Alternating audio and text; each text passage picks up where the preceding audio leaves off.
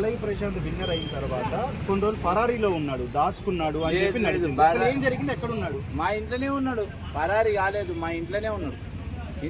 నేను పరారీ అయిందని కూడా ఎవరితో చెప్పలేదు. నేను ఏమన్నా అంటే పోలీసులు వస్తే దెంకపోతాడా అన్న, అంటే దెంకపోయిండు అని పెట్టిరు.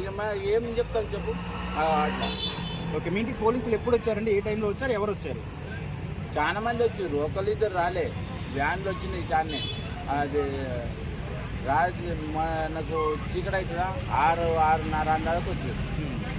ఏమన్నారు వచ్చి? ఏమన్నా దెబ్బన పల్లవి ప్రశాంత్ అని పోయి ఇక తోలుకొస్తూనే ఉన్నాడు. ఇంట్లోనే ఉన్నాడా పల్లవి ప్రశాంత్? ఇంట్లోనే ఉన్నాడు. రావాలి బాబు రావాలంటే నేనుండి అంగి మార్చుకొని వస్తాను సార్ అంటే అంగి మంచిగానే ఉంది కదా అని అన్నాడు. అని తోలుకొని వస్తూనే ఉన్నాడు. ఒక ఆయన అయితే ఊకోకూడదు, ఊకోవాలి, మెడ మీద చేసి నొక్కొస్తూనే ఉన్నాడు.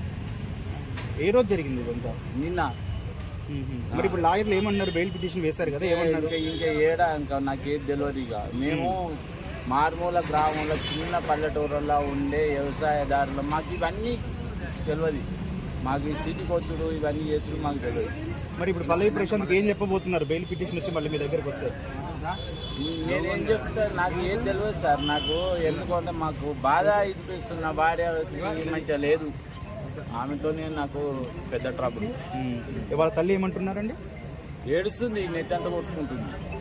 పెద్ద మాకు లేని బాధలు పెట్టిస్తారు వీళ్ళు. ఇప్పుడు కేసులు పెట్టి మాకు అన్ని పరేషాన్ చేసారు.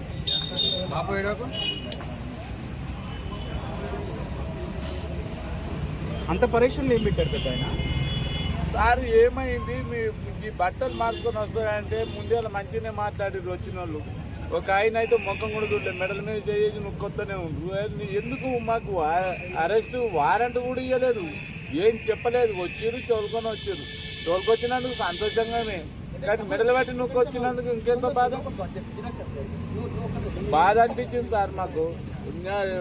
షాపుగా తోలుకొస్తే ఏం బాధ కాకు, మెడల మీద చెయ్యి దొంగతనం చేసిన నొక్కొచ్చినట్టు నొక్కొస్తే ఇది ఏం సెలబ్రిటీ ఏంటి కథ అని నాకు మనసు అంతా బాధ అవుతుంది.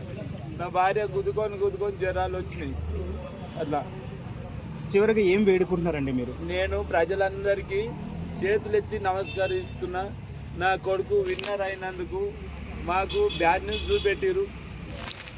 ఒక్క నిమిషం, దయచేసి వేడుకుంటున్నా. నా కొడుకు దొంగ కాదు, వినియోగవంతుడు, బుద్ధివంతుడు.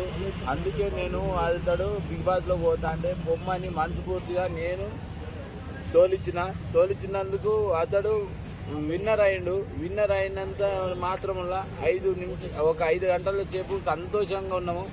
5 గంటలు దాటంగానే బాధాకరంగా ఉంది. మా బాధను మన్నించి మీరు కేసులు పెట్టిన వాళ్ళు కూడా దయచేసి కొట్టిపోయారని కోరుకుంటున్నాను.